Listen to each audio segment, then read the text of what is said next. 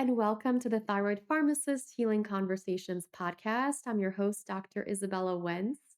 And today I'm joined by a brilliant guest, Dr. Dylan Petkus, and he's going to share with us how to overcome sleep apnea.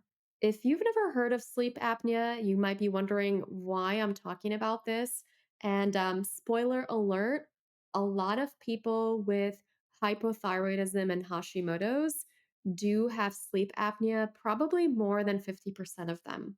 To give you a little bit of insight about Dr. Petkus, Dr. Dylan Petkus is a peer reviewed, published researcher featured in Time, Forbes, and Healthline, and best selling author in sleep medicine of the sleep apnea solution. And if you are on video, this is his book. I highly recommend it. He has over 7 million views and 60,000 plus followers across social media, and he's become a trusted expert in natural sleep apnea solutions.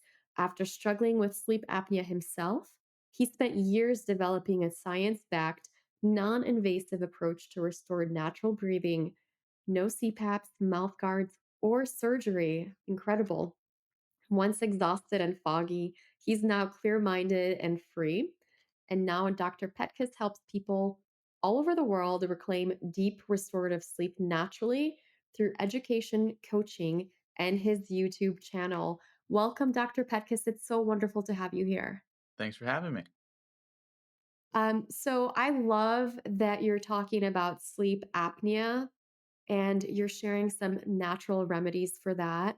Where I feel like everything in the last few years and everything that I learned about in school was like, if you have sleep apnea, this is going to be a CPAP deficiency. And now I feel like a lot of us really come to the world of natural medicine because of our own healing journey. Is that the case with you too? Yeah, research is me search or me search is research. I forget which directionality it is, but that's the endeavor of this of where I was like, why am I falling apart? Figure this thing out. And then yeah, some realism some I mean it's very similar to your story and a lot of other people in alternative health. We don't end up here by accident. Just wake up like, I want to find different ways to improve thyroid health. But yeah, that was the case for me. Were you ever like interested in sleep apnea during medical school? Oh, no. I mean, if I didn't have the problems myself, I don't think I would ever be interested in it. It's like literally and I had it before medical school. And even before then in grad school, I wouldn't have been interested in it. But it's when it happens to you and it becomes a sustained time, you kind of have to face it. Because I mean, in medical school, it's exactly as you said, where it's like, well, we have this condition over here. I'm being old stuffy professor with a laser uh old, here we go. And then like you said, there I know you didn't directly say it, but I'm gonna steal the joke from you of you're deficient in vitamin CPAP. I think that's good. I'm gonna use that in the future. But that's the end of it. It's like, oh yeah, you're on this thing forever because that's just kind of what you get. So that's really what sparked my interest is like my own journey and then just built on it from there. And kind of like if the CPAP worked like super, super well for everybody, maybe you would not have been as excited to research alternative solutions. But I'm assuming just as with like thyroid hormone for myself, it wasn't like the magic be all to your symptoms. Is that correct? Oh yeah. I mean, I don't even say I was excited. It was more like I was researching out of desperation. I can't keep my eyes open. The CPAP itself, they give it to you, and like some places they'll just like give it to you, say it's yours. Some people give you like a trial because they kind of already know like how this is directly going to go. So tried it like a week or so, and like I feel like every night was worse than the previous. They tell you like, "Oh, you'll get used to it," or some people be like, "Oh man, like the first night," and it's just like a light bulb turns on, and then for me, I just felt like it was making things way, way worse. Because I'm not if you ever had the pleasure of using one, maybe just a spare time fun thing you do, or probably not. Like, you have this big plastic mouthpiece on you here, and then it's, like, tube here, uh, some nice sound, I'll give it that, It gives some white noise in the background, so I'll give it that. But otherwise, like, if you move around and all of it, it's just, like, very uncomfortable, and then also, a lot of times it's not properly dosed in terms of how much pressure should be coming through. A lot of times it's a little bit too high, and then, like, kinda like, they'll have, like, a they call it a leak, which is really, like, the mask, like, flying off a little bit in the middle of the night. Very uncomfortable because it's just dreadful, which is why when you look at the research, like, because 'cause they'll do compliance studies all the time. Because if you ask your doctor why I'm not able to do a CPAP, usually they'll tell you in many words that it's your, personal character flaws. Not directly they'll say that, but that's kind of the gist. But the fact of the matter is, if you recommend a CPAP to 100 people, and then a year later you're like, "Hey, how you doing?" 30%, so 30 of those 100 people will say, "CPAP, thumbs up, benefiting from it in some way, shape, or form." The other 70% were like, "Well, you guys are out of luck." So, being in the silent majority, which I don't think a lot of people appreciate because they make you feel like you're crazy or like, "Oh, you can't use it? What?" Um, that really drove me to figure out and take a step back of like, well, why am I not breathing well at night? Like last year, it was fine and I wasn't using a CPAP. This year, what is so different? And that's what kind of uh, inspired. I feel inspired to positive term. It's more like desperation. just just threw me into the fire, so to speak. I feel like desperation breeds innovation. I know that was the case for me with Hashimoto's and trying to figure out how to get myself better and feel like halfway human again. I'm going to share some stats and feel free to correct me if I'm a little bit off base here. I did my research before having you on, but I know you are a statistics buff. But what I found is that sleep apnea affects about 2 to 9% of women and as many as 24% of men. But research suggests that 25 to 66% of people with Hashimoto's also have sleep apnea. So, I mean, that's a pretty high percentage. I looked at a study in 2012 that was published by Endocrine Journal, and 53.2% of people with obstructive sleep apnea were positive for thyroid peroxidase antibodies or thyroglobulin antibodies or both. And so this means they had some stage of Hashimoto's. Males with sleep apnea were especially likely to have Hashimoto's. 66% of men with sleep apnea had Hashimoto's antibodies. The rates of thyroid antibodies could be correlated to the severity of sleep apnea. So, like the worse your sleep apnea was, the higher rates of thyroid antibodies. And yeah, I think these are some of the stats that I found. Do you have any thoughts on that? From beginning to start there of the so with the women's stat line, I think one of the biggest things is that I would imagine it's higher.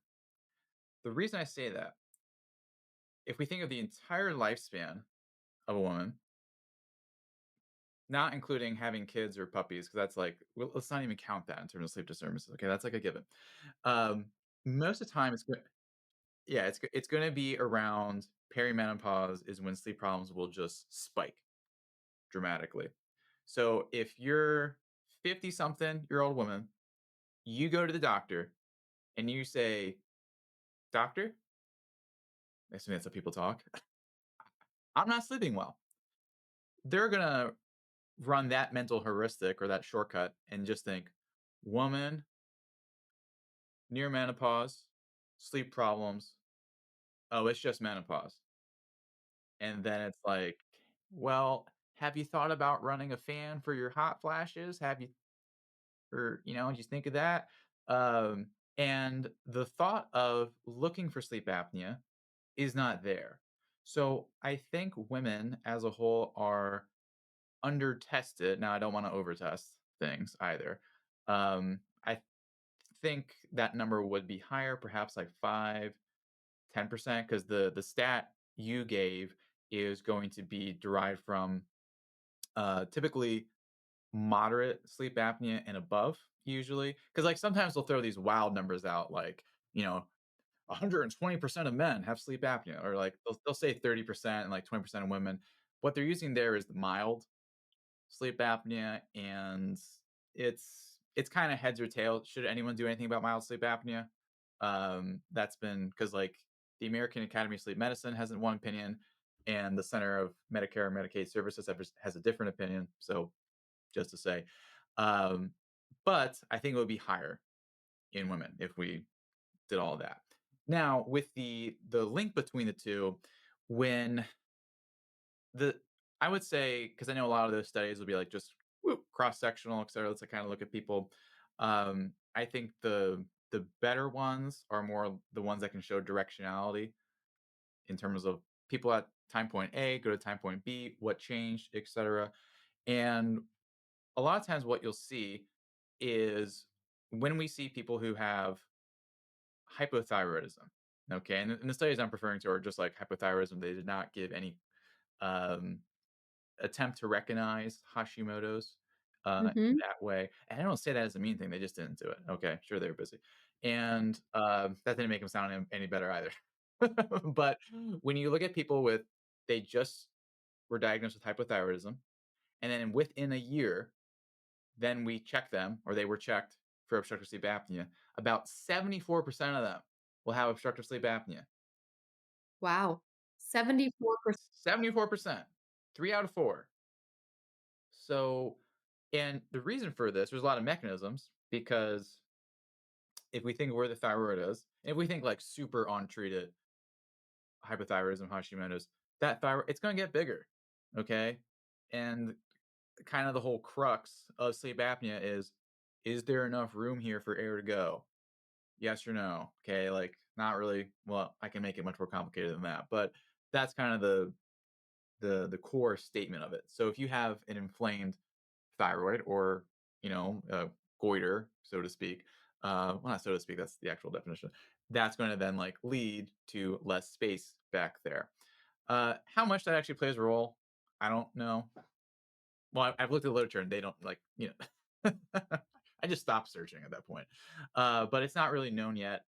But what is better characterized is in terms of when thyroid hormones are lower, things like muscles, they're not going to contract as much. They're not going to have as much muscle tone. And sure, audience may experience that like when they first started out, whether it's like, why am I losing my muscle mass and all this sort of stuff here? Well, the muscles in your airway, like your tongue, your palate, etc., those will also lose their tone quite a bit.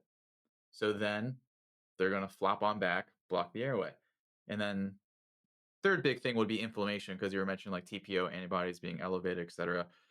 Anything that is going to lead to inflammation will take a airway that's like this, which I'm holding up my fingers in a circle for our non-visual people, and it makes it a little bit more narrow. Now, even if it changes a very small amount, like a small change in airway caliber leads to like massive, massive changes in airflow. Okay. And I'm going to tell a story about a deer hunter in beer really quickly to help everyone remember this. So, and I'm stealing this from Dr. P, who's not me, even though we have both P here. He'll know what that means if he ever listens to this. So he was a professor where I went to school. So he went out hunting, deer hunting. That's what you do in Pennsylvania. And there's something apparently you do with draining lakes and deer that I'm not sure about. But what I am sure about is they had a usual pipe that they used for this, and it was clogged that year. So then someone went to Home Depot and they got a pipe that was about half the diameter. Okay, so like no big deal. It'll just take twice as long, right? Well, my professor was like, "Whoa, whoa, whoa," because they went out on like on Friday. Like, this is not. It's not going to drain this weekend. And like, and that other people were like, "No, no, no, it will just take twice as long." And he's like, "You guys don't understand. Like, he knows cardiology very, very well." So he was like, he's like, "Whatever, I'll bet you a beer case." It took till they did it Friday. Usually it would be ready by Saturday. It took till Tuesday Wow. to clear out because the amount of fluid flow, whether it's water or air, and air is a fluid in Newtonian, you know, mechanics and stuff. Don't blame me. It's related to the fourth power. So if you change a small amount, it has like to the fourth power, like two. If we go like from 1 to 2, that's like from 1 to 16. I'm grossly oversimplifying the math, but that's like the effect of like going to the fourth power here. So that brings it back to inflammation. Anytime you're having like inflammation, whether it is from Hashimoto's or you know you had some lovely inflammatory foods or whatever, that's going to dramatically impact the amount of airflow that can happen, and then apnea, snoring, all that not so fun stuff. That makes so much sense. I think for anybody listening, if they're perhaps styling in and they have a thyroid condition, maybe they're wondering if they have sleep apnea or not. I know I would love to go over the symptoms. One kind of random symptom that I have found was a scalloped tongue. And I know that about 70% of people with sleep apnea had tongue scalloping. And that could also correlate to, as badly as their tongue was scalloped, they were more likely to have sleep apnea. This is also a common thing I see in people with Hashimoto's. And so oftentimes I'm like, if you have a scalloped tongue, this is something that you might want to look into. Can you talk a little bit about that, as well as some of the other symptoms that people might need to think about it to see if they need to get tested for sleep apnea? Ooh, you wanna do, like, the screening questionnaire? It's 8 questions. Let's do it. They'll do that. Obviously, we're not diagnosing anything, but it is a publicly available screener. So, first, scallop tongue. So, if anyone's ever gone bowling or ice skating, trust me on this one. Bowling or ice skating, and you get a pair of shoes, and they're just your feet are wider than the shoes are, and how painful that is, okay? And also, if you try to, like, jam your foot in there and it's too narrow, is it easier or harder to get your heel all the way down to the shoe? It's way harder. So, if you have a, say, like a more narrow, or if your tongue, which would metabolically enlarge because of the different biochemistry that will happen in Hashimoto's or hypothyroidism, you'll get some enlargement to the tongue. As a result, instead of like, if I'm going to turn sideways for the viewers at home, like if we imagine this is my tongue and this is normal, well, if it's a little bit bigger, or if it has a weak posture and tone, it'll go back and down. So then as a result, it's going to sit up against your teeth, and then you're going to get this like I know they call it scallop, but it's really like the imprint of your teeth around it, and it looks wavy. Mhm. So that's something, if you go to your doctor, which maybe this conversation inspires that today, maybe it doesn't. If you go to your doctor and you're like, "I'm tired, I snore," and they look at your tongue and they're like, "Oh yeah, you got it." That's what they're seeing there, because that's like a pretty big red flag for sleep apnea. So, and now for the next series of red flags, we're going to do, this is my most favoritely named calculator. It's called the Stop Bang Questionnaire. Okay, so we're going to go and do these 8 questions, and for 2 of them, uh, they're kind of difficult. Like, if I'm not sure, what, like, let me ask you: is it common for people to know their neck circumference? I always get different opinions about this. I don't think so, but it's something that people can measure at home. That is true. Measuring tape. I've heard it 50-50. Some people are like, "Oh, absolutely, I know." I'm like, Hmm. it's just yes or no questions, and like literally every time you say yes, you just hold up another finger, unless you're driving. Okay. And just and point out. Number one, do you snore loudly? Which is defined as either being woken up by your own snoring, someone has commented that your snoring is loud, or maybe you've used an app like Shut Eye or Snore Labs that has told you you have loud snoring. Yes or no? Number two, do you feel tired all day? Sleepy? Okay. Yes or no? Number three, has anyone observed that you stop breathing during sleep? Yes or no? Number four is, Do you have high blood pressure or are you currently being treated for high blood pressure, which would be, are you on a hypertensive medication? Number 5 is, and I'll present this both ways, is your BMI greater than 35? And just as an estimate, that would be like 30, 40 pounds overweight. Mm, yeah, that's helpful. I know BMI is like not the most intuitive thing. Age, are you 50 and above? If yes, that's plus 1. Neck circumference, another not intuitive one, but I'll break it down in a few ways. Technically, is it more than 40 centimeters, which would be 17.2 inches by the King's measurement system? Or the simplest way I do, which I know will vary dramatically, but I feel this has like a 70% accuracy and doesn't require a measuring thing. Can your hands fit around your neck? Okay. If they can't, it's likely you're above 40 centimeters. Again, not perfect, but just for the sake of doing this. And if it's greater than that, it's a plus 1. And for all my men out there, you get 1 point just for being male. There you go. All right. Now, what the heck does all this mean? So, this is to assess your risk of sleep apnea. Ideally, if we're continuing with the analogy or just example of like you're tired, you have like a scallop tongue, you go to your doctor.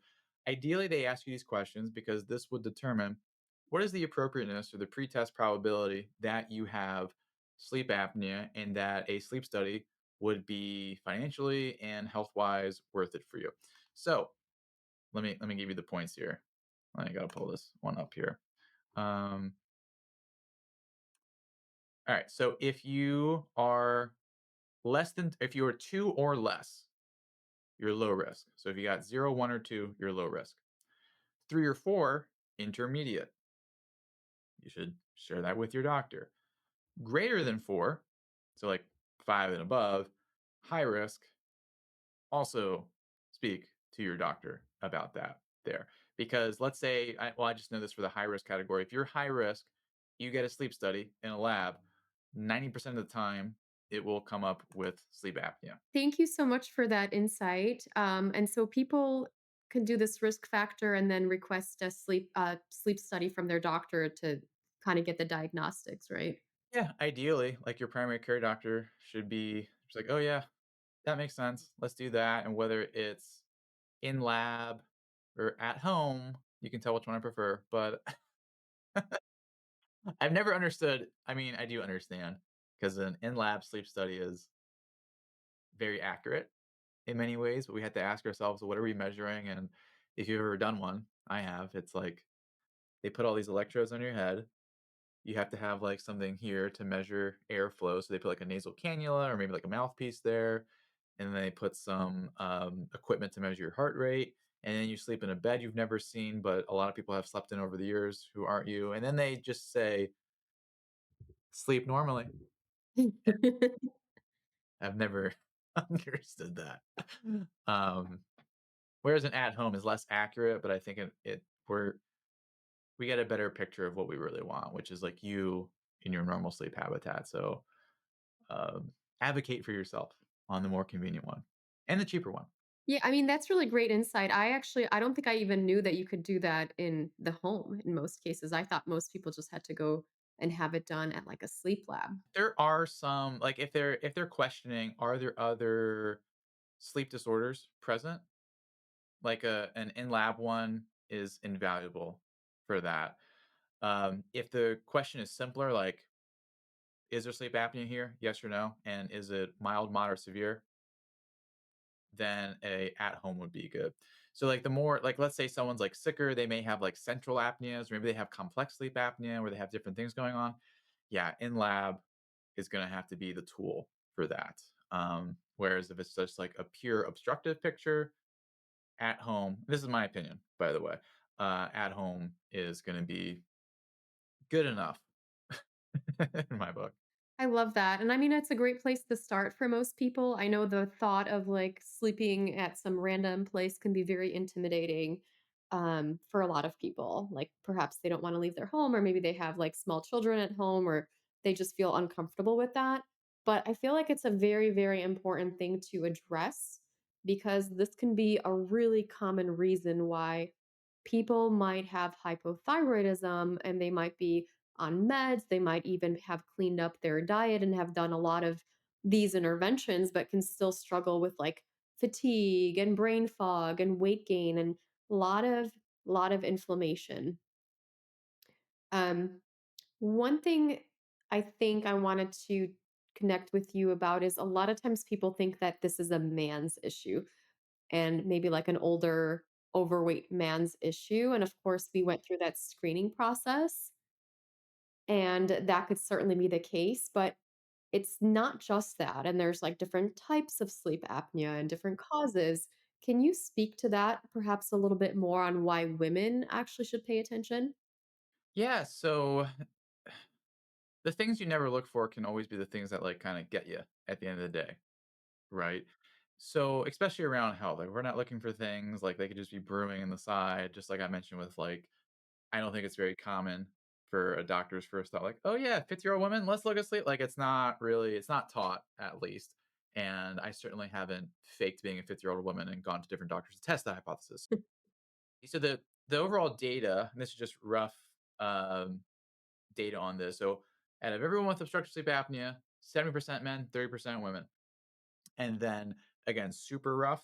And then for both categories, 50% of both categories will be 65 plus. So, it is skewed that way towards older men.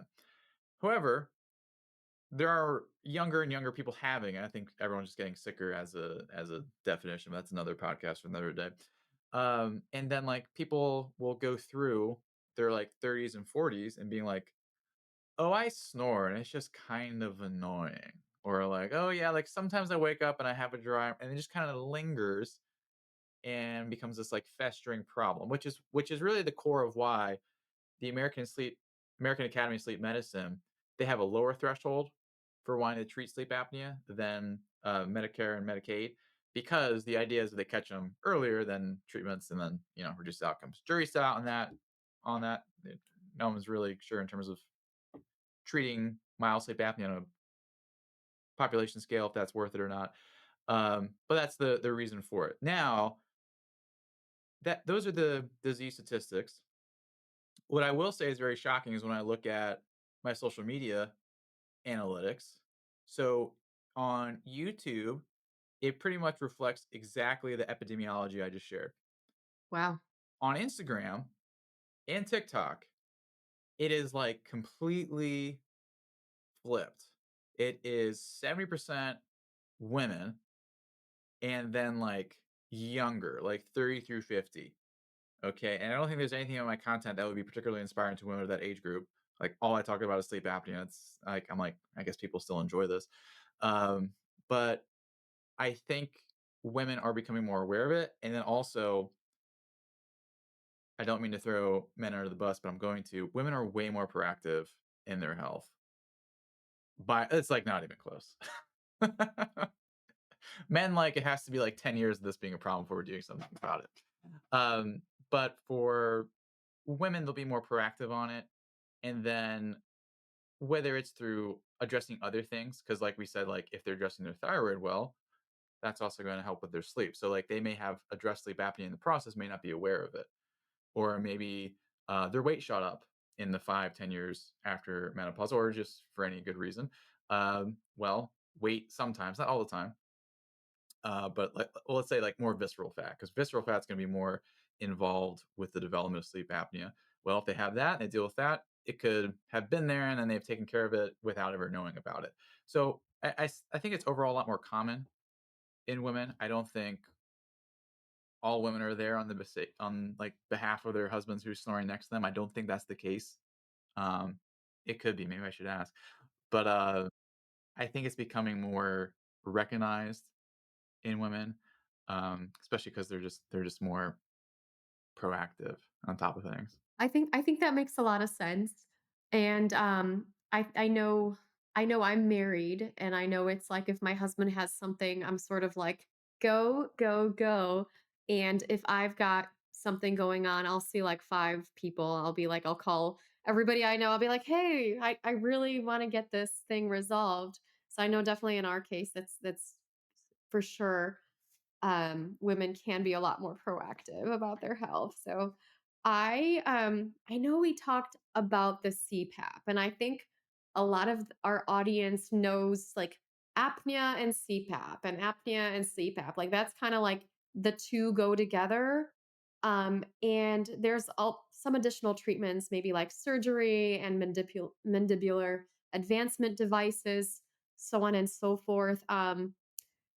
I We're not gonna go there. So we know those things are out there, and people can search for that information on their own, but I really was hoping to talk about some of the approaches that you've been able to discover for yourself, and now you've been helping so many people with.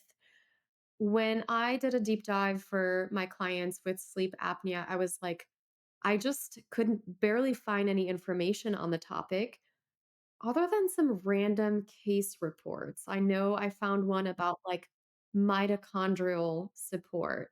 And this would make sense because mitochondria can support our muscle tone, right? And then I found some case reports about neurofeedback. I think it was with central sleep apnea. Now, and I've been seeing a lot of your content, and you've shared some really interesting like triggers, nutrient deficiency, parasites, inflammatory foods. Can you share with us some of the things that you've uncovered? Yeah, so the other thing of like why this is why it's because if you went into PubMed and you just typed in CPAP, you will find somewhere around 12,000 results back to you, which you know the standard of care is great for the people it works for. And like we said, then there's a whole population that doesn't work for. If you type in, say, myofunctional therapy, which is essentially like stick your tongue out, ooh ah, tongue clicks, etc. And I mean, I love myofunctional therapy. I really sound like I'm like downplaying it. It's great. Um, maybe you'll get 100 results back. So a lot of it has to do with PAP devices, medical technology, a lot of insurance money, a lot of studies, a lot of, and like that's the main thing anyone will know about. Then the idea of like these other studies, like you mentioned, I'm not sure if you're referring to the one where it was case studies in Lee syndrome. Maybe it was Yeah. where you see these other diseases, and we have obstructive sleep apnea, and then it doesn't fit the mold because sleep apnea, if we played like some medical Rorschach tests, no, it'd be word association. This is why I'm not a psychiatrist. Is that like people would say, oh, older men, anatomy, overweight, big tongue, adenoids, small jaw. Like that probably be like the mind share, the Neuralink on that one. So, but when you have people who, for instance, younger kids with sleep apnea, which is going to be Lay syndrome, we'll come back to that, or Lee syndrome, and or you have people who they're not overweight at all, they don't have any narrowing, they have sleep apnea. What's going on with that? People have thyroid problems. Did their tongue magically grow in a year? Probably not in that time frame. No. So that's when for me, because when I had it in my 20s, and it was just something where I'm like, well, what the heck is going on? And that's where actually the mitochondria piece, even though the Lee study was like way after I had that series of thoughts, because fundamentally, sleep apnea is a breathing problem, which is not a very profound statement, but it's important to build on because if you try to have a machine build like breathe for you, you're not really doing it. So what is wrong with the breathing pattern? And like how does it connect to different things? So for we'll go with hypothyroidism because that's a big part of what you talk about here. So when you have hypothyroid, you're going to be like in a slower metabolic state. Mitochondria, instead of taking in fuel putting out energy, like doing this really fast. They're like really slow and okay, is it 5 p.m. yet? Like that's how they're functioning. And not only are they producing less energy, they're also producing fewer of all the other compounds mitochondria makes. The most important one for this discussion is carbon dioxide, CO2. Not the same thing as carbon monoxide. Okay. Different thing. Different thing. Do not, I mean, do have a carbon monoxide detector in your home. That's good public health, but that's not the point of this discussion. And carbon dioxide is how your body tells, hey, should I breathe or not? Because no, well, very few people, I'm sure there's one person, but for the most part, nobody sits around all day and it's like, should I breathe? Is it time to inhale? Like our body does that for us. It's an automatic, automated process that's driven by CO2 and our body's response to it. So, the reason I'm getting into this is because how our body senses and responds to CO2 is wildly off in obstructive sleep apnea. That's like the biggest thing because when you have sleep apnea, this is like the profound thing to write down. Okay. When you have obstructive sleep apnea, yes, you have some sort of narrowing that can happen. Mhm. That's not the problem by itself. Because when dentists look in people's mouths and they're like, do you have a narrow airway? 60% of people will. But 60% of people don't have sleep apnea. Very far from that. So the difference is you have this and it's causing you to breathe faster. Okay. If you remember from DARE class, maybe your instructor did this to dissuade you from smoking. They were like, breathe through a straw. This is why you shouldn't smoke cigarettes, which made so much sense in fifth grade. But it's like, it's way harder through a more narrow tube. So you have to breathe faster to get the same amount of air. And then when you do that, you start to form this muscle memory, which is why maybe the neurofeedback is linked up to this. Well, it is. I won't say maybe, it is. Spoiler. So then you have this faster breathing pattern. So it's like you have this one problem, the narrow anatomy, and then it leads to the second problem that is a problem by itself. Just like if you broke your ankle and like you're walking with a crutch, and now you're how you walk is going to be funny even after you're all healed up, right? Have you ever had that happen where like you still like walk in a funky pattern even after the injury is healed? Because now you have a bad neural pathway. This is also why when we talk about surgeries or look at the data behind that, about like 40-50% of the time, they will consider it a cure, which means a reduction in symptoms by 50% or more. So if the anatomy was the only problem, it should be 100%. Yeah. So there's a secondary breathing problem that develops, okay? And then that really becomes like the main issue at hand because when you're, say, low thyroid, and we'll get back to nutrition, what to eat in a moment. If you're low thyroid, then you produce very small amount of CO2. And when you don't have CO2 around all the time, your body doesn't have to constantly think how to react to it. But the thing is, if you have a very small amount, because our bodies sense the absolute amount of things, but more importantly, how things change. So if you go from like one CO2, which is the most arbitrary unit of all time, we have one CO2, that's just how you operate. Let's say normal is 5, and you're at 1 all the time. If you go from 1 to 2, which isn't a big change, you've now doubled your CO2, and your body's going to over respond and then breathe faster. And the reason the fast breathing pattern, like this fast irregular breathing pattern, is bad because that will then suction in the parts of the airway and then close things off. So kind of mini summary. Things happen metabolically, fast breathing pattern becomes ingrained, and then that will pull those tissues into the airway, whether it's partially for snoring or fully for apnea. So that's how, like, say, like, we'll go through hypothyroidism, Lay syndrome, all the different ones. So hypothyroid again, you're super sensitive. CO2 goes a little bit. Doesn't take much to get you breathe faster, close off your airway. Not good. You're more sensitive. Lay syndrome, exact same problem, probably even worse because like, your mitochondria is like completely dysfunctional. They're missing components. Then CO2 again is going to be way underproduced. And then also, I guess the bigger problem with Lay syndrome is a lot of inflammation from the dysfunction rather. And then inflammation's also going to throw up the CO2 sensing system.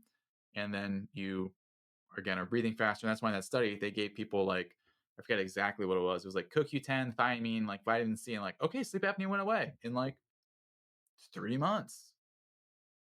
Did we do like tongue reduction? No. Did we like carve out their adenoids? No. Like we didn't do any of that. We addressed the metabolic aspects of it there.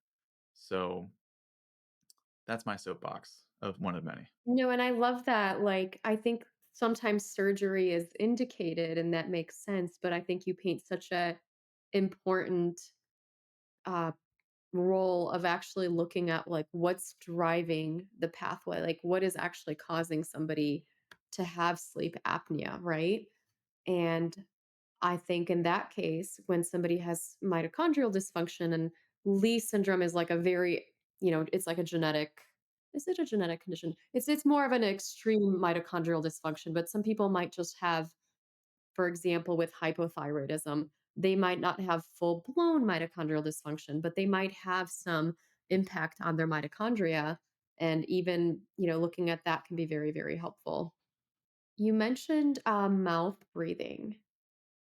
Can we talk about how mouth breathing and poor oxygen intake can affect both sleep apnea and thyroid health?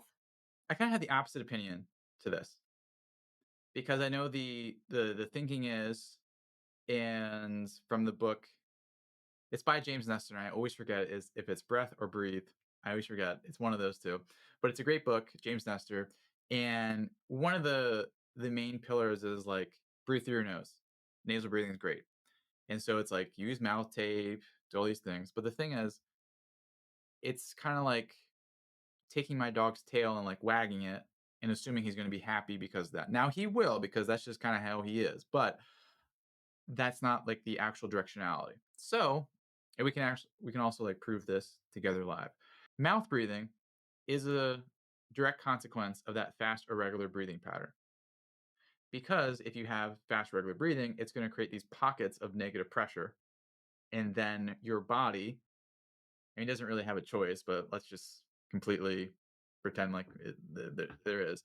It's like, "Oh man, I got to move all this air. I have two narrow passageways over here and I got this big old hole over here, and this air has to go through. What would the choice be? It would be the bigger hole with the mouth. Now, obviously, there's not some like autonomous decision maker like, oh, mouth or nose, but physics decides that for you because the flow will try to take the path of least resistance to get through. So, what we can do, um, viewers at home, and then if you are driving, you can do this. But if you're surrounded by people and you don't want to look weird, at your own risk and peril. So, if you go like this, like a kind of like a fish mouth, like that, you do that. So we're gonna hold that, and then you got kind of like a kind of like that. It's not like a like you're not pursing your lips. It's more so like this part. If you can see me, kind of like behind your lips. And then when you hold that position, inhale as quickly as you can through your nose. So we're gonna get into the fish position, and then just try to inhale really quickly. So three, two, one, fish, and then inhale. So if you do that fast enough, it will I'm exaggerating a little bit, but if you do that fast enough, it will actually peel your lips open that way. So if you wear a mouth tape, it merely prevents that from happening.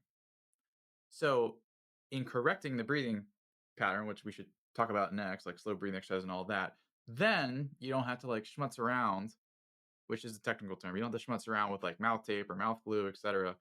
Because if you slow it down, then you're more likely to breathe through your nose. Now, why breathing through your nose is important?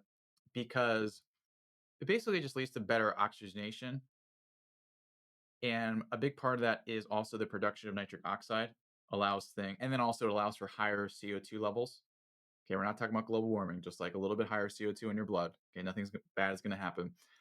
And when that happens, when you have oxygen, nitric oxide, and carbon dioxide, CO2, when you have enough of those together, that allows blood to flow into let's call it the microcirculation, all the little nooks and crannies that blood needs to get into that it may not always at like a high rate. Okay, no one has like necrosis growing on because they're breathing through their mouth, but like you're not properly oxygenating, allowing nutrients to come in and waste products to leave because you don't have the right blend of gases in your arterial blood. Okay, so you need oxygen, CO2, and nitric oxide in there. So, like, whether it's like, blood flow come to the thyroid or like other organs, etc., it's going to allow those to have a better, you know, input and output of all the different things going on there. So that's why it's beneficial. Hmm. That's so fascinating. So are you team mouth tape or no mouth tape at night? It depends. I know you have to like whenever there's a trendy thing, you always have to be like one or the other. So I'm team overly rational. That's my extremist stance is being really rational, which I know is perhaps controversial nowadays.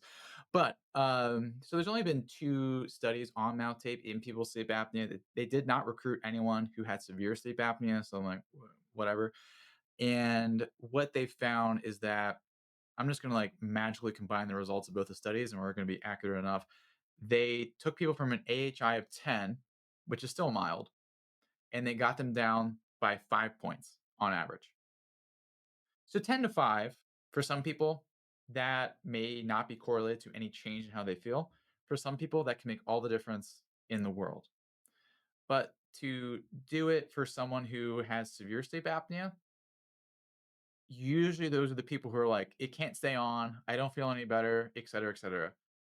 Because I think that their breathing is so irregular that it overpowers the mouth tape. And then also it can cause other issues because if you're breathing through a nose that's very bad at breathing, and you can't really push it. And then also in those studies, everybody's favorite spaghetti plots that they'll do. And a spaghetti plot is when instead of putting all the data together and just showing you the average of the group, they'll show like persons or participants A through Z on the left and where they were as little dots, and then they'll show them on the right of like this person went from you know 15 to 2 and like they'll show it across. The response is highly individual. Hmm. And the number one thing that predicts a positive response, and this was a more recent study, the number one thing that predicts a positive response is someone's pre-existing ability to breathe through their nose comfortably and well, which isn't very surprising. But so you have people who like have congestion and all these things. Like you need to make sure your nose is breathing first before adding mouth tape. Because if I do think that like mouth tape is important for someone and want to share that information with them, it's going to be someone who like maybe they've already gone through like their AHI has gone from like 40 to 30 to 20 to 10. Oh, you're at 10? We want to get to less than 5 because less than 5 is we all agreed is no longer sleep apnea. Hey, mouth tape has been shown to be able to get people those few last points there. Outside of that, I think there's so many other things to do before then, especially like retraining the nasal breathing or the slow breathing before just being like, I saw this on TikTok, must be good. Okay, that makes so much sense. So what you're saying is this can be helpful, but it's not like the be all end all because some people are like, "Oh my gosh, I you have sleep apnea, just do mouth tape." But of course, if your nose is obstructed, you have sinusitis or some other kind of issue there, that would not be a great starting point for you, right? Can we talk about some of the you mentioned breathing and how you have to really retrain the way that you breathe. Can you share a little bit more about that with us? Yeah, so the biggest thing that needs to be retrained is your body and how it responds to CO2. All right. So to do that, you need to breathe less, okay? And not like you're going to suffocate yourself, but essentially the more time you spend in a pause, like you're not breathing, or an exhale, it's going to increase your body's exposure to CO2. And now you know what to do with it. So, for instance, I have 3 dogs. I know a lot of times like these like left turn analogies come in, but that's just kind of the presentation style. I have 3 dogs. I started with one. When we had our first one, my wife and I had like no idea what to do. We're just like, do we let him out? Does he tell us? And like walks when like you really don't know what to do because we'd never been exposed to a dog in your presence for all this time, right? Like he's barking. Why is he barking after he eats? Oh, he has to go outside and go to the bathroom. And then when we got to like three, now it is more, but with all the dog exposure we've accumulated over the years, like we now know how to like handle these lovely furry creatures. Lovely 90% of the time. So same thing with CO2. The more your body is able to be exposed to it, whether it's time or intensity, it's able to rewire that pattern. Okay, that's the simplest sense. Now, how this is done is relatively simple. So, like, I'll share the exercise, the first one I ever did, because I was like, okay, let me just try this out. So, because like I said, it's all reducing the inhale, more time exhale and pause. All right, and you can even make it simple: less inhale, more exhale. So the first time that I did these exercises, I did like a half inhale in. And what I mean by half is like if you imagine breathing all the way in, fills up this much of your lungs, like all the way of the screen, you only do like half of that. So you do it for half. Through your nose is highly preferable. And then exhale as slowly as you can through your nose. And then you would just cycle through that for quite, like I did that maybe like 10 minutes or so. And then I thought it was the dumbest thing at the time. And I'll talk about other exercises and ways to do that. But I did that. And then like I went from someone who I think I woke up like every 90 minutes or so. And then I woke up and I was like, did I just sleep through the night? There's like birds chirping. What the did someone drug me? That was my first initial thought. Now there's a lot of ways to do it. So you can do that exercise, box breathing, but then also like just expanding on that principle, right? More pause, more exhale. So for box breathing, instead of doing like 5, 5, 5, 5, which I think is the most common one, or maybe 4 all the way around is. And for those who maybe not don't know, box breathing is like inhale for 5, pause for 5, exhale for 5, pause for 5, and then restart the cycle at inhale. Well, you can modify that. Okay, then maybe you can go to like 5 in, 7 pause, 7 out, and then 7 pause, and so on and so forth. Because the whole idea is like you have this certain threshold of time that you're not inhaling that you can tolerate. So when people are like just starting out, maybe we'll just do like the simple ins and outs because that's all they can tolerate. Otherwise, they feel like they're suffocating, which is not what you want to do. I would advise against that.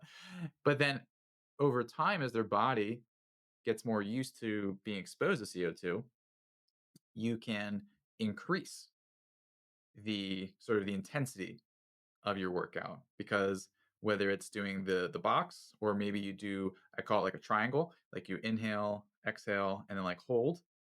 That's another way. Or if you get really frisky with it, and this is more like all the way to I always mispronounce it, buteyko. I never know how to do it.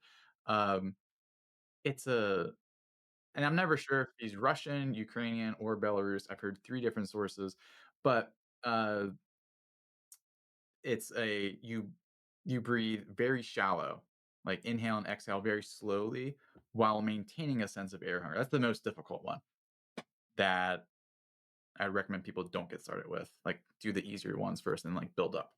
Because the more you improve that CO2 tolerance, then that's like your sign you're reprogramming the breathing. Because like we said, it's automatic. It's always automatic. If anyone's gone to a yoga class afterwards, you're still breathing a little bit slower because you're nice and chilled out. So it's all automatic. So if you slow down your brain breath connection during the day, that will carry over into the nighttime as well. So that's how it sort of transfers. This is I'm just like sitting here and I'm listening and I'm so fascinated and I'm trying to do the breathing exercises myself and listen at the same time. But this is something that's so simple and it makes so much sense, but I feel like most people who are diagnosed with sleep apnea have never been told that practicing breathing during the day could help their breathing at night. And I'm just like, wow. that is something that people can do, anybody, really anybody can do, in their own homes. And 5, 10 minutes a day, is that your recommendation? I would say start with 10 minutes once a day. And for people out there, maybe who are like super driven, honestly, the more you do it, the faster things will change. Um, so yeah, like it never gets like usually the biggest pushback, which I never under I mean, well, social media, people will comment things what they want to comment. Most times people are like, but like I have severe sleep apnea. Like it works at any stage. Any stage. It also does not mean you should stop doing like if you're using a C like you can like this can make your CPAP work better because people like they do their CPAP and they get their AHI in the morning. Like how well is this working? Like if you do the breathing exercises and like then just continue things as usual, it will make that thing work better for you too. So like wherever you're at, it's like kind of a I think it's a no brainer, but I'm highly biased. So And one thing that I think maybe I glossed over too quickly is I was like, "Oh, yeah, we can just, we can skip over the CPAP and all the solutions," but I didn't mean like you just listen to us and throw your CPAP in the trash. Like a lot of things you're recommending are going to be in conjunction with a CPAP, right? And so people may be able to wean off of the CPAP, but we're just not trying to suggest like go throw it in the trash right now. We're a lot of times you will work with people who are already on the CPAP and you're going to work with them um, to improve their breathing over time. And it's not an overnight thing. no, it's not. Perfect. Yeah. Yeah. I just want to make sure we cover that because I'm like, I wanted to kind of skip over that because I think so many people know that, but just make sure that we're all on the same page here. Um, so breath work, amazing, something that people can do in conjunction with their sleep app, and they can see before their own eyes things improving for themselves. What about like nutrition? Nutrition. So the for some reason, like if I were to say if you have a thyroid problem, there's gonna be certain foods that will be helpful and unique to you, and everyone will be like, that makes sense. If you had IBS, I can see. Okay, I hear you there. The moment I say sleep apnea, no, there is no, that's impossible. Like I don't know what the mental break is on that one. I think it's because we're just so focused on anatomy and mechanical stuff. But the thing is, like every disease has a unique metabolic state that is going to use different nutrients and macronutrients in a different way. So call me crazy. Should we not also like do something about that? So with sleep apnea, there's going to be certain considerations, and we'll go from like macro to micro here. So macro, one of the biggest things is going to be, and when I say macro, I'm not just referring to like zooming out, like literally like carbs, proteins, fats, like what I mean. And when you have sleep apnea, you're not sleeping very well. It's kind of a double whammy. Not only your body cannot reset and refresh, it's also accumulating a massive amount of damage at night. So it's like leaving your computer on overnight and then also making sure you get a lot of viruses on it overnight. Like that's literally what sleep apnea is. And as a result, instead of being able to rely on your mitochondria for fat burning, now like you're basically like an obligate sugar burner. Not only because of the mitochondrial damage, but also you're in this like constant fight or flight. Okay, it is just like nervous system overdrive all the time. So you become this like constant sugar burner. So you need to adjust the macronutrients in a way to account for that. Because if you just eat carbs all the time, you may feel like somewhat good before a meal, after a meal, but then you're going to be like on the roller coaster, whoop de doo, and gaining weight and all the way. So that's why macronutrient wise, it's it's more of like a balancing act, not like let's just throw everyone on keto and like cross our fingers and see who survives. It's raising protein, especially more in like the first half of the day, because that will start to like it'll do a lot of magical things. One, it'll help reset someone's circadian rhythm because ideally that's how your body times its events throughout the day and night. That got destroyed overnight, so we need to be able to have something to reset it. Protein in the morning can do that, and then protein also acts as like like a metabolic carbohydrate in a way. And we'll skip a lot of the steps of glycolysis and the Krebs cycles, but just trust me, guys, that amino acids will get broken down and then like put into the same metabolic cycle that carbohydrates will get into. So it's like another way to access that, but without the downside of carbohydrates. So like increasing protein will help with energy stability, also cravings, hunger, etc. And then also with other hormones as well. Because I know I talked about circadian rhythm that's kind of connected to it. But like if you're able to have a better profile of say leptin, because a lot of protein in the morning, then that will also carry through uh, and set you up for having like, better sleep at night. The other part is going to be moderate carbohydrates. Because if we completely like take away the one thing you're really good at metabolizing, it's not gonna go well, and it's not like when, like, people have, like, the keto flu and they get over it, like, people sleep after you're not like, it's ooh, they're in a hole if they don't have carbohydrates. So having, like, um, medium-ish glycemic index carbs, like, I mean, just, like, simple things like sweet potatoes, berries, things of that nature, that'll help dramatically in terms of just, like, keeping things sort of stable so people don't, like, freak out, and then from there, fats that are very easy for the mitochondria to burn. So there's gonna be certain fats like monounsaturated fatty acid, MUFAs like avocados, etc., or even like MCT oil, things that are like super easy. Your mitochondria's like, I can do this, because other things like say longer chain fatty acids might be more difficult, and people don't like respond as well. So kind of like as a macronutrient level, that's what you would want to do there. Um, any questions on that before we go micro level?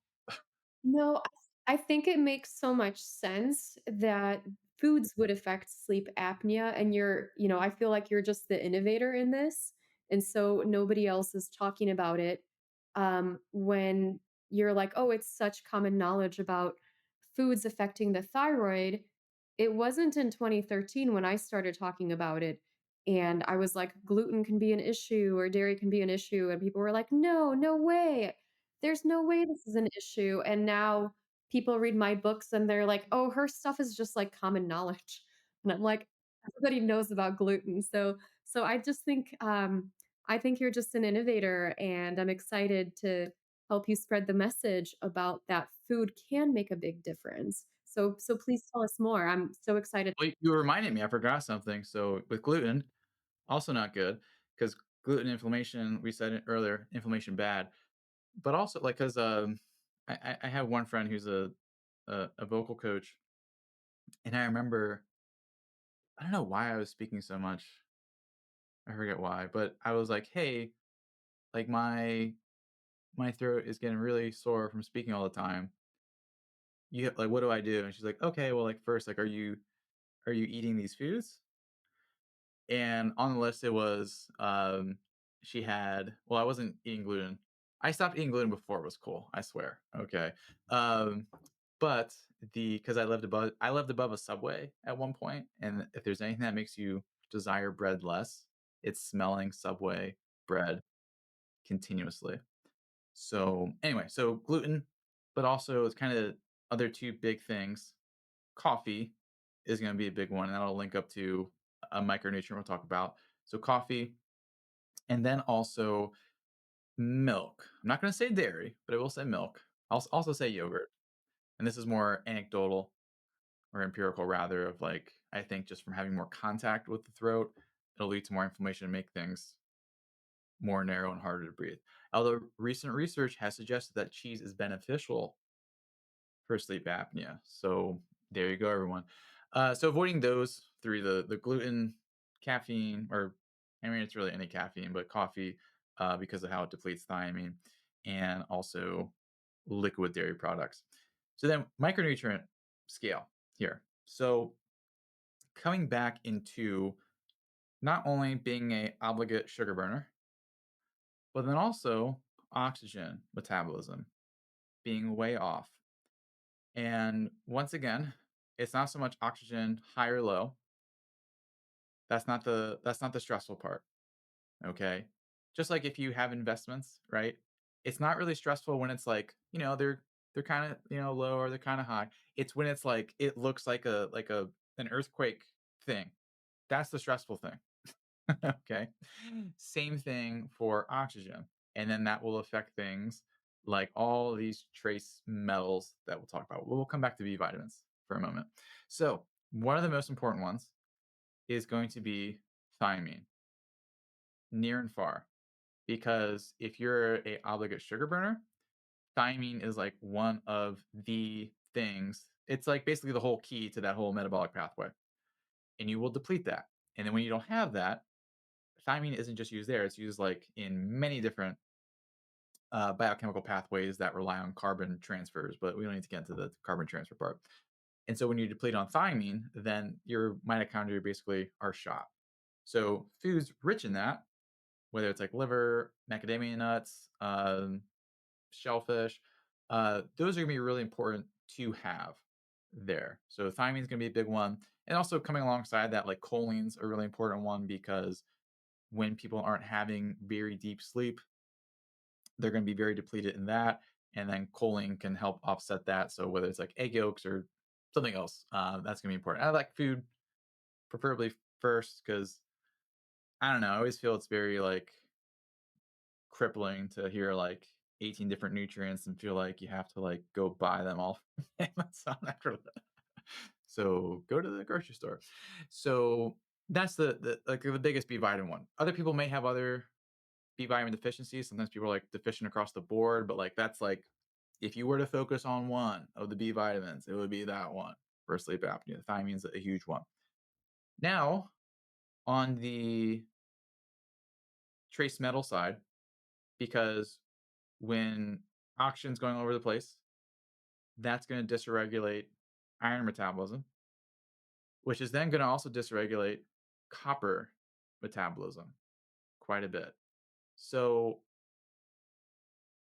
I'll use this analogy because I love my dogs. Iron, which I say funny, iron, is necessary to transfer oxygen around. Okay. It's this thing that floats around and goes to all these different places and it's great. However, just like if my dog is off leash or off lead, he will do any of the following. He will try to say hello to the neighbor's pigs.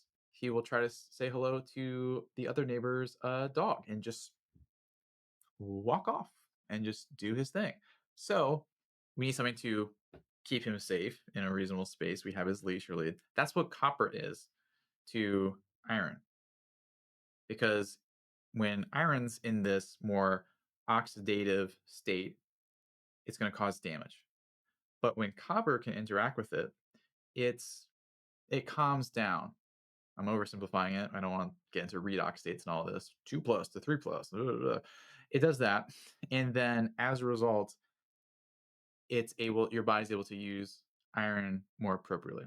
However, in the big swings of all these different stuff going on, copper gets depleted, which not only will make iron metabolism less fruitful, but also copper because copper is arguably the best atom that is going to allow for the transfer of electrons across enzymes, across the electron transport chain.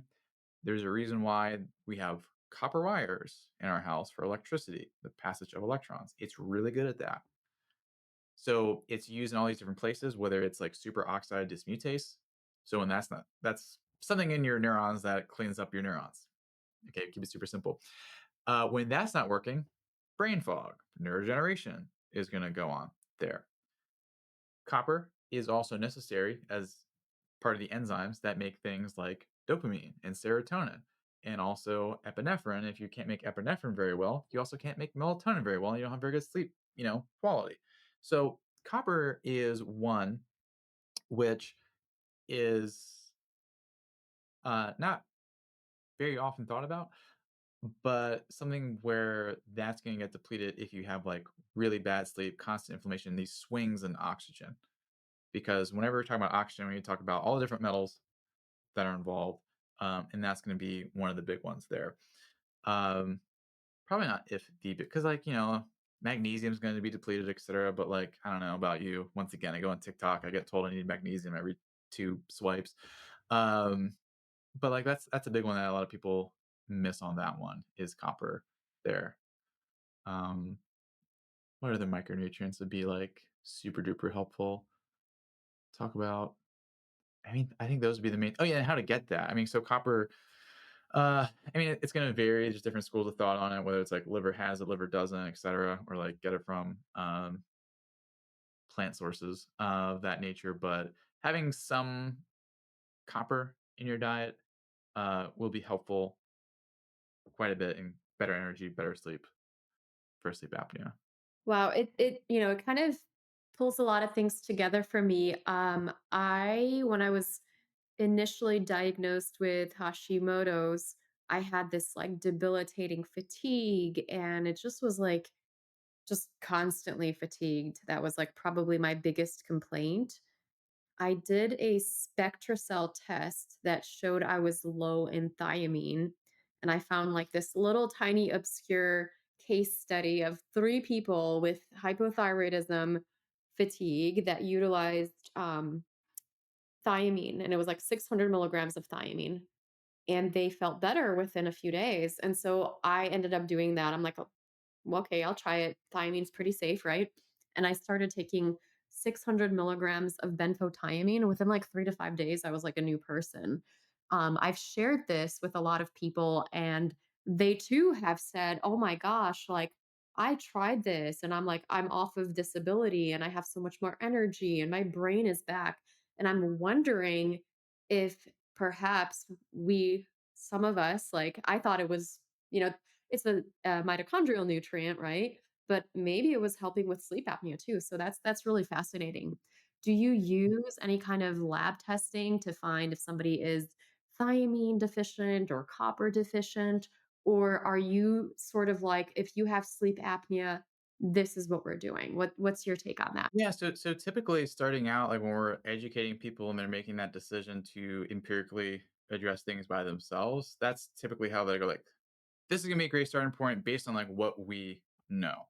And then how things shake out, which is typically more of, like, a thought process in, like, say, like, hospital medicine, like, "We think this is going on, so let's do this standard thing." And then, like, 3 days later, like, "But wait, there's more." Sort of like, "There's a twist here." That's typically how we'll go about that, just because of, like, the benefit, the risk ratio on a lot of these things is really good, especially if we're, like, you know, educating, be like, "Hey, food. Hey, 100 milligrams of benfotiamine," you know? People have a lot of benefit from that. Very rarely do we use testing. It's more so empirically on those things. And I know with thiamine, it's generally going to be fat soluble with copper and some of the micronutrients. Do you recommend anything like zinc along with it? Or are you like using such small doses where you're just not super concerned with that? So with zinc, copper balance here, um, the original research is pretty funny in that, these guys had a bunch of cows. I'm not sure exactly what livestock it was, but it was something like that. And they're like, "Oh, man, they're copper deficient." That's like study 1. And then, like, the next study, they're like, "Well, we gave them copper, but now they have these other symptoms, and it turns out they're zinc deficient." And, like, the 3rd study is like, "We found a balance." It's like it's just kinda funny to watch. We're like, "Alright." And the reason for this, there needs to be a balance of copper to zinc, and the term that gets quoted a lot is, like, 1 to 8 copper to zinc or 1 to 12 copper to zinc. And the reason for this is that when you provide zinc into the system, it'll raise a protein metallothionease, which is a lot of people know is like it's the detox metal uh, enzyme, which is true. It gets rid of metals. Now, which ones? It's not very selective. So if you've taken a lot of zinc, if you've taken copper, well, the copper is just going to get like kiboshed by the metallothionein and just like, okay, what did we do here? Really? But then also, if you bring in a lot of copper, it's going to compete more at an absorption level in the gut. So you want to have some balance of the two, and also like a separation in space and time of like copper and zinc. And also, I mean, depending on your need for iron, like if you're supplementing or whatever, you want to make sure there's a balance there. And you can be proactive about it as well, or even like kind of hedge your bets. Instead of doing like 1 to 12, you can do like 1 to 4. Because overall, I would find more people are copper deficient or inadequate as opposed to zinc deficiency. With sleep apnea that you're working with. Right. Yeah, yeah. And what I'm sure there's other conditions where it's like the opposite, but I love how you've really analyzed the needs of people with sleep apnea. Do you have a copper supplement that you like to utilize? The that I like to utilize, yeah, and I like to recommend, no, but the so I so we have a few that we use, whether it's copper sulfate, I think it's copper bisglycinate, or I forget if it's bis or just glycinate. Um, and there's also copper gluconate. Um, there's gonna be different responses, or like, more of the I forget which one leads to constipation for me personally. If it's gluconate or bisglycinate, whereas like the sulfate I like a lot better, but then like purity question mark around the sulfate, because when they make the copper sulfate, it's like this extraction process, and like what else is gonna be here? Ooh, lead. So that's why I wouldn't like. I'm not gonna ever. Well, I shouldn't say ever, but at this moment, I'm not gonna point and be like, this one's the best. Um, the more pure you can get from a manufacturer, the best. That's gonna be the thing, because I know a lot of times in different communities, like, well, like it's gonna help you detox and that, but like, let's not even introduce the lead in the first place. How about that? So I don't really have a preferred one at this moment. That makes sense. I think and I love that you start with food as medicine too. I think that's a great place to start. In your book, The Sleep Apnea Solution, you cover a few additional things that people need to consider, like circadian rhythm, nervous system, environment, and we don't have time to cover all three, and people can definitely get your book. But I was hoping we can dive into the nervous system a little bit more. Interesting statistics. So, out of 100 people with sleep apnea, 70 of them will have some degree of current or past PTSD, um, which is interesting, right? And then the other big thing is that, I mean, pretty much like if you were to measure HRV in these people, it's not pretty. It's awful. I'll just say that. Yeah, heart rate variability there. So the more you can kind of, oh, and then the other thing, one of my favorite search terms around sleep apnea is, why do I have nightmares when I have sleep apnea? And in the book, one of the most important things that you'll ever read is my recurring nightmare. If I was a sardine stuck in a can, and every morning I would break out in the, that was like my recurring nightmare. Wow. So that's all to say, like the nervous system has like some haywire issues when you have sleep apnea, and rightfully so. Because let's say, uh, I mean, if anyone's ever been on call, you can relate to, you're trying to sleep, and maybe you get 8 calls or 10 calls when you're supposed to sleep. That's very stressful, like a call every hour. Now, let's trade it for this. Let's say someone came into your bedroom and suffocated you 200 times. That's not a like, drink some coffee, get over it, rub some dirt in it, that's not a simple thing on your nervous system. So, regardless of how many times someone is consciously aware of when they wake up, every single time they have like a desaturation event, it's going to send a ripple wave through their nervous system, which is why and how it sleep apnea mediates a ton of damage, because it's going to affect your cardiovascular system, your blood pressure, and everything goes downhill from there. And also like insulin resistance. So the nervous system is like this big thing, and then also, again, I'm going to throw men under the bus. Like the thing they want to like address the least, like when like we have like a client who's a lady, we're like, you know, doing some HRV biofeedback could be. Oh, how do I get started?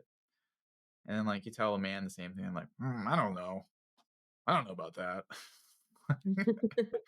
So the more you're able to do things, whether it is like HRV biofeedback, it's like one of my favorite things, or even just like journaling, meditate, like anything you can do, um, can really help with sleep apnea. And there's only one study about this because I think people just like to do like mind body relaxation, sleep apnea things.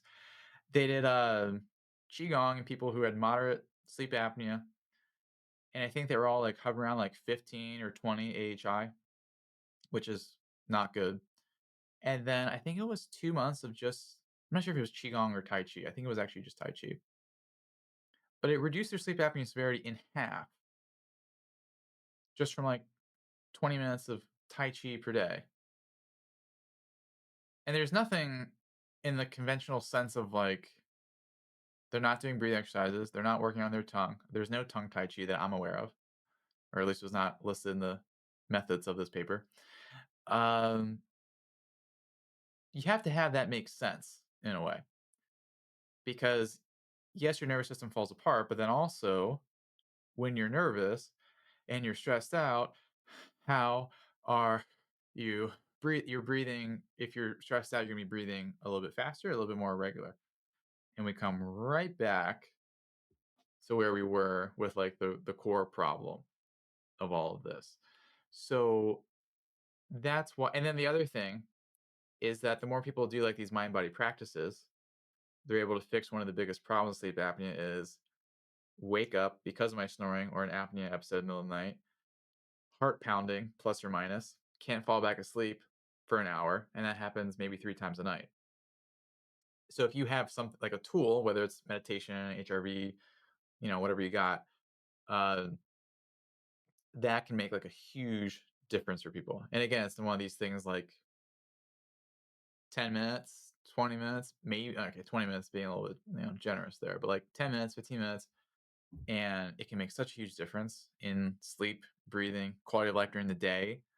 Um, and again, it's pretty easy to do. Easy to stick to is another problem, but definitely easy to start with. Gosh, I love that. And again, it's so non-invasive. It's like not surgery, right? Mhm. Do you have an HRV device that you like to recommend? I do. I should totally like get sponsored by them or whatever, but Heart Math. I love Heart Math. Heart Math, I forget which one. They have so many different models now. I still have like the old school one that goes like beep boop and it's handheld and it's not connected to anything. But they're great. And I also think just because of the feedback it gives people, because I can tell someone like, be grateful, which I really love and enjoy as like a practice. But the biggest benefits come from like when you can feel it, and a lot of people like can't readily get that. And for some reason, having something beep stuff at you. Although I've been told the more recent models, like the like there's a robot voice that tells you more more peacefully as opposed to just like but having that sort of like feedback is really important there. So the heart math or the M way is one of the products. Heart math is the thing. The company.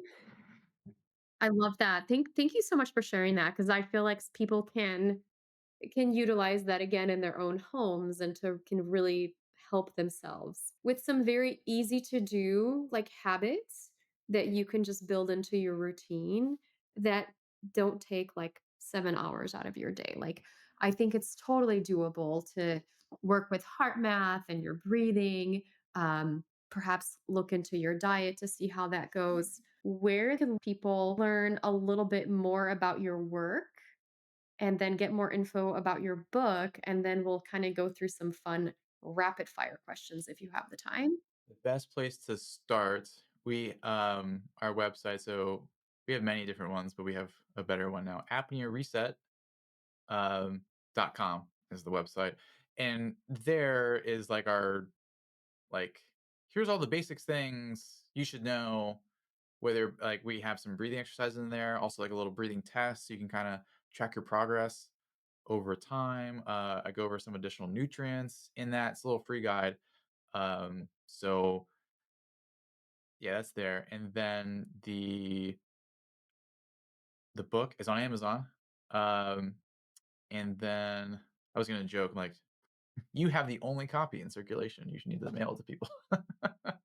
You get the book on Amazon, also audiobook, and the audiobook is narrated by one of the best audiobook narrators of all time, me. And the Spoiler alert. spoiler alert, and, uh, YouTube, Instagram, TikTok are great as well. I put out more videos than is probably healthy. I love it. And I love that you keep it fun. I was reading your book and I just really appreciated it too, because I think sometimes when people need help with their health, they can feel like very desperate. And just having a little bit of that humor can really help them digest the information. Cause like reading books about health and wellness isn't like really that exciting. And I say this as like a 4 times published health and wellness author, but like just the way that you share is so empowering and it's so practical and it's like fun to read. So really, really appreciate you writing this guide for everybody that might have sleep apnea and for those of us who want to learn more about sleep apnea. It's a really great and very digestible book, Sleep Apnea Solution. And yeah, really, really appreciate the work that you're doing in the world. I did have just a couple of these questions, fun questions for you. One of them would be, is snoring just an annoying habit or does it mean something more serious?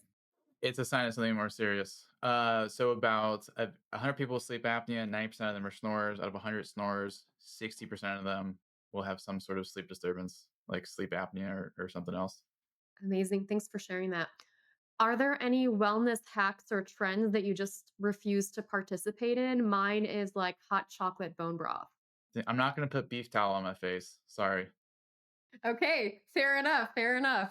Like I would if I didn't have any dogs, but I'm not. That's just gonna be way too much dog lick. Too much temptation for them. Yeah, it's just not fair to them. Um, that's funny. Thank you so much, Dr. Petkus. It's been such a pleasure to have you here. Really appreciate your innovative work in helping people with sleep apnea figure out their triggers and root causes and lifestyle changes on how to restore their breathing naturally. This is such a big game changer for anybody dealing with brain fog, fatigue, and we know a lot of people with thyroid issues have these. So, really, really appreciate the work that you're doing in the world and keep up the great work. And thank you for being here with us today. And thank you for having me. Really appreciate it and had some fun. Everybody listening, I hope this conversation has been healing on your journey. Until next time.